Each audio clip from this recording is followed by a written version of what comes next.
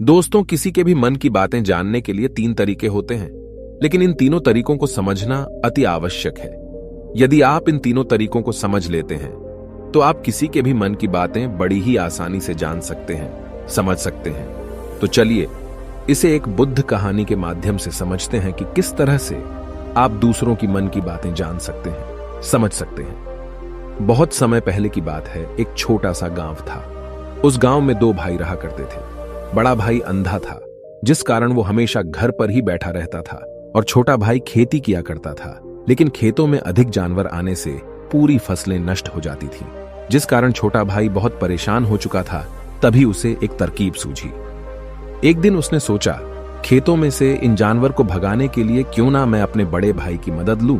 वैसे भी बड़े भैया अंधे हैं, अगर वह खेत में बैठे रहेंगे और जानवरों की आहट आने पर वो उन्हें जोर से चिल्लाकर भगा सकते हैं, जिससे हमारी फसलें बच सकती हैं। इसलिए उन्हें मैं खेत में बिठा देता हूं। ये सब सोच विचार करने के बाद उसने अपने खेत में ही एक छोटी सी झोपड़ी तैयार की और अपने अंधे भाई को उस खेत में बिठा दिया और उनसे कहा, भैया, यदि कोई जानवर की आहट आपको सुनाई दे तो आप जोर जोर से चिल्लाना।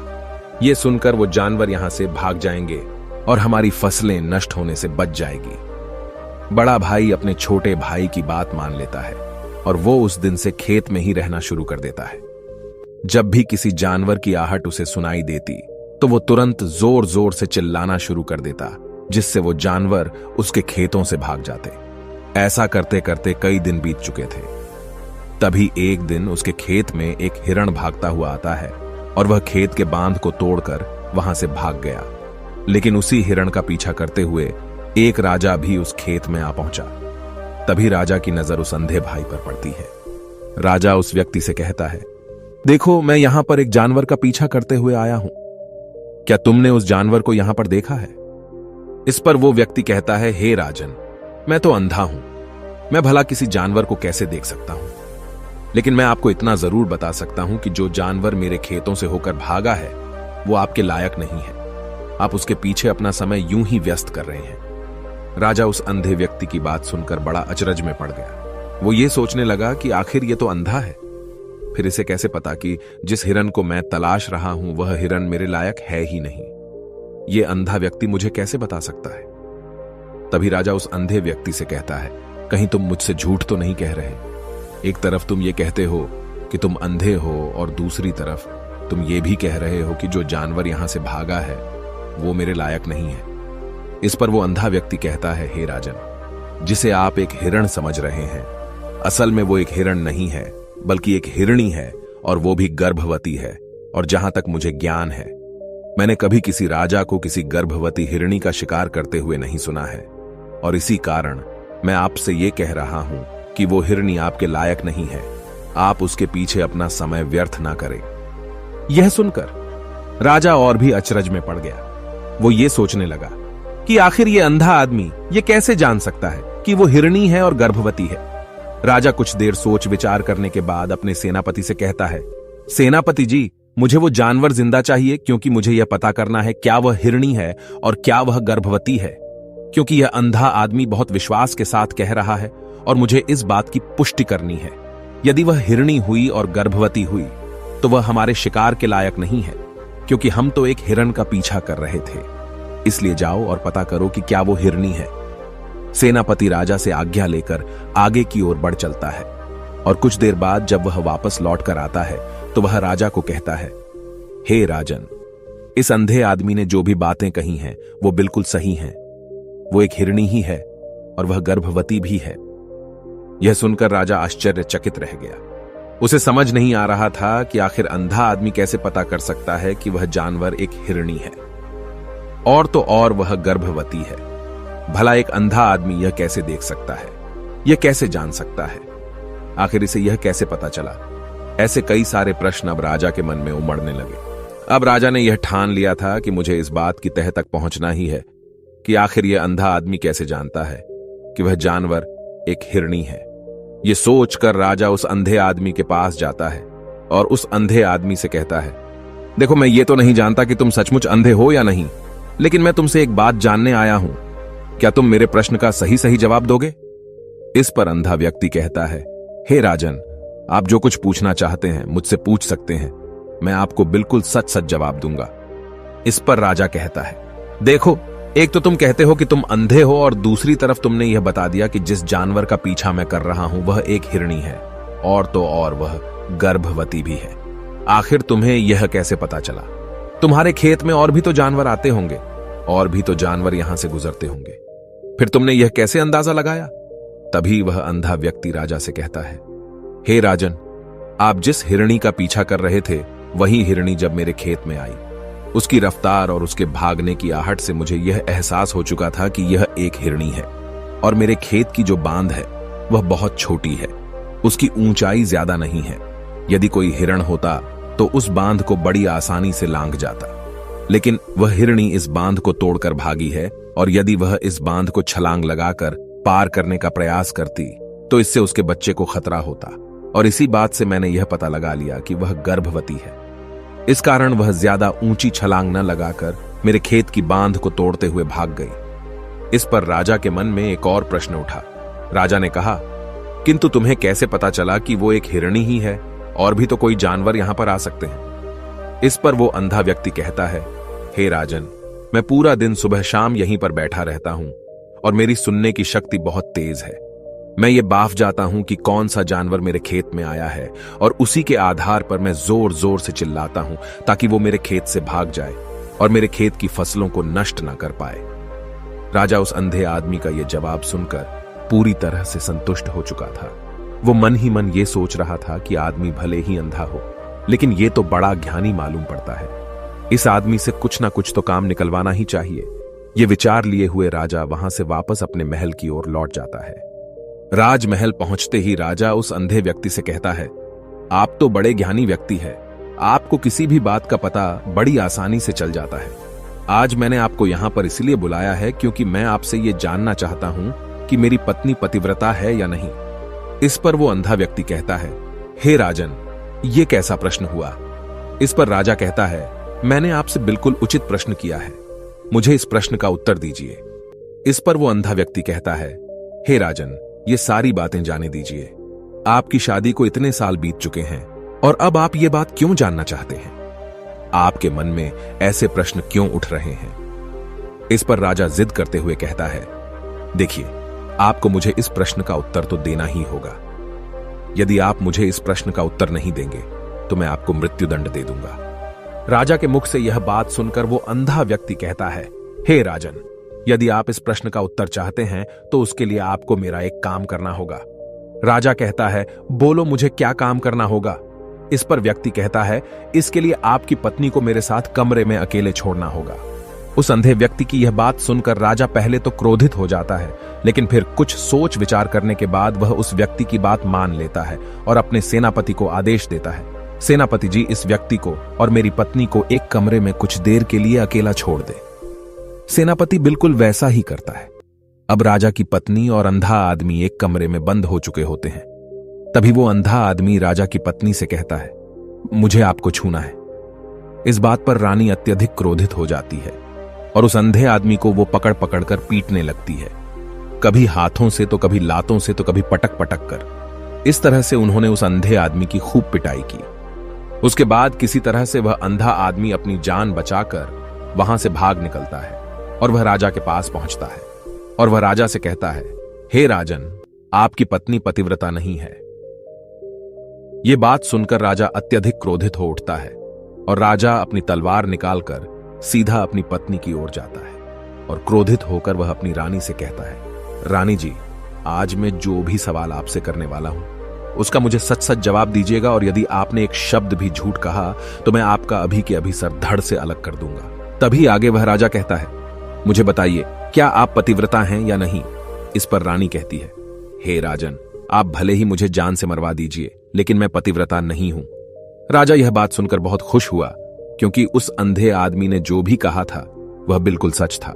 यह बात सुनकर तुरंत ही राजा उस आदमी के पास पहुंचता है और आकर उस अंधे आदमी से कहता है, तुम्हें कैसे पता चला कि मेरी पत्नी पतिव्रता नहीं है?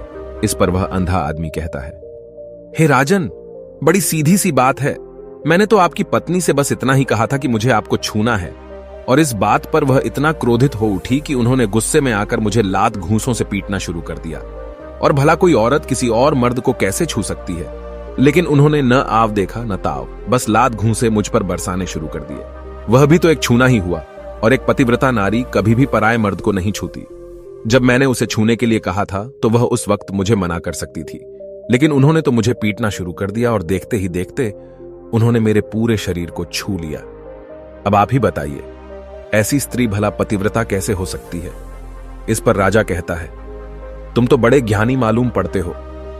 अच्छा ठीक है, चलो तुम मेरे एक प्रश्न का और जवाब दो।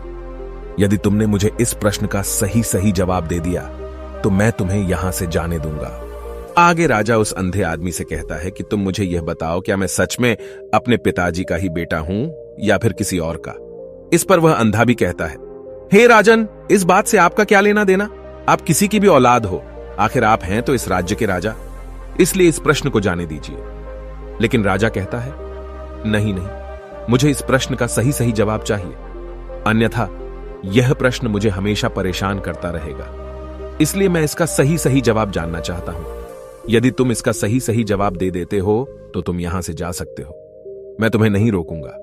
इस पर वह अंधा आदमी कहता है, हे राजन, इसके लिए तो मुझे आपके मां के पास भी जाने की कोई आवश्यकता नहीं है।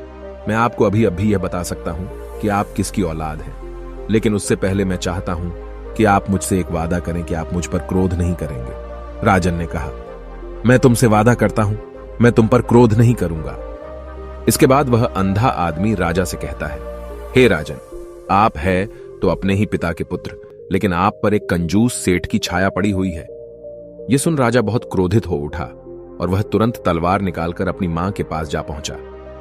वह वहां पर पहुंचने के बाद अपनी मां से कहता है, मां, मुझे सच सच बताइए, क्या मैं अपने ही पिता का पुत्र हूं या नहीं? यदि आपने मुझे सही सही नहीं बताया तो वह यहीं पर अपने प्राण त्याग दूंगा। मुझे बताओ क्या सच है? इस पर उस राजा की मां कहती है, बेटा, तू है तो अपने ही पिता का पुत्र, लेकिन तुम्हारे ऊपर एक कंजूस सेठ की छाया पड़ी हुई है।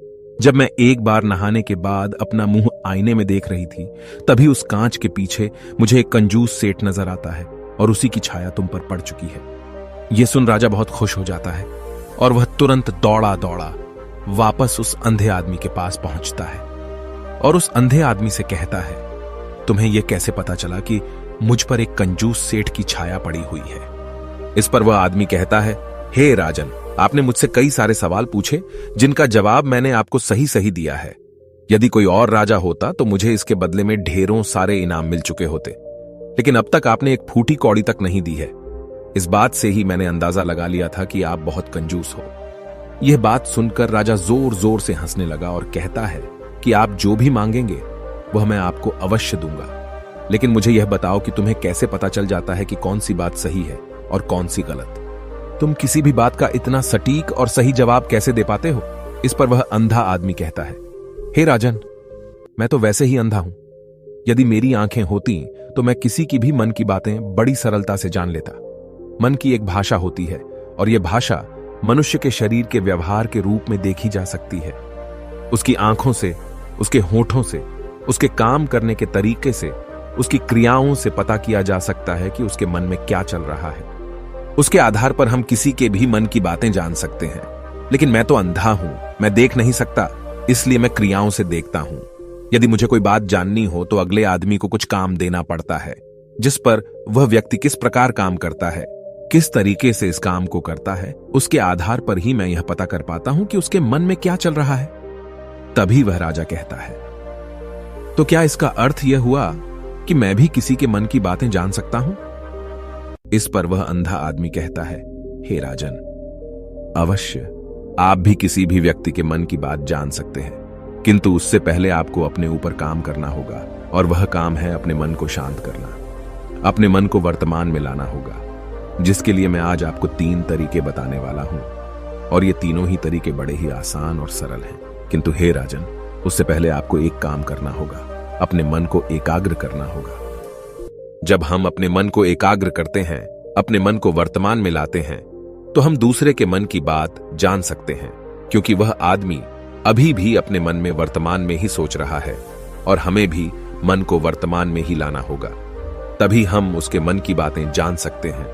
यदि हम अतीत में हुई घटनाओं के बारे में सोच रहे हैं तो वह जो अगला आदमी वर्तमान में सोच रहा है, वर्तमान में अपने मन में बात कर रहा है, वह हम कैसे जान पाएंगे? क्योंकि हम तो अतीत की घटनाओं में डूबे हुए हैं। इसलिए किसी के भी मन की बात जानने के लिए सबसे पहले हमें हमारे मन को एकाग्र करना होगा, उसे वर्तमान में लाना होगा। आगे वह व्यक्ति राजा से कहता है, हे राजन, जो 3 तरीके मैं आपको बताने वाला हूं, इन 3 तरीकों से बड़ी आसानी से किसी के भी मन की बातें जान सकते हैं। उसके बाद वह अंधा आदमी राजा से कहता है, हे राजन, जो सबसे पहला तरीका है वह है आंखों पर ध्यान देना। किसी व्यक्ति से बात करते वक्त उसकी आंखों में देखना, उसकी आंखों पर ध्यान देना जो सबसे ज्यादा जरूरी है, क्योंकि आंखें बोलती नहीं पर बहुत कुछ कह जाती हैं। यदि हम किसी व्यक्ति की आंखों के इशारों को समझना सीख जाएं, हम यह जान पाएंगे कि व्यक्ति के दिमाग में क्या चल रहा है, वह क्या सोच रहा है और अभी वह क्या करने वाला है। मेरे पास आंखें नहीं हैं, लेकिन मैंने अपने गुरु से यह विद्या सीखी है, क्योंकि बहुत सालों पहले मेरे पास आंखें थीं और मैं उस वक्त लोगों के मन की बातें केवल उनकी आंखों से ही जान लेता था।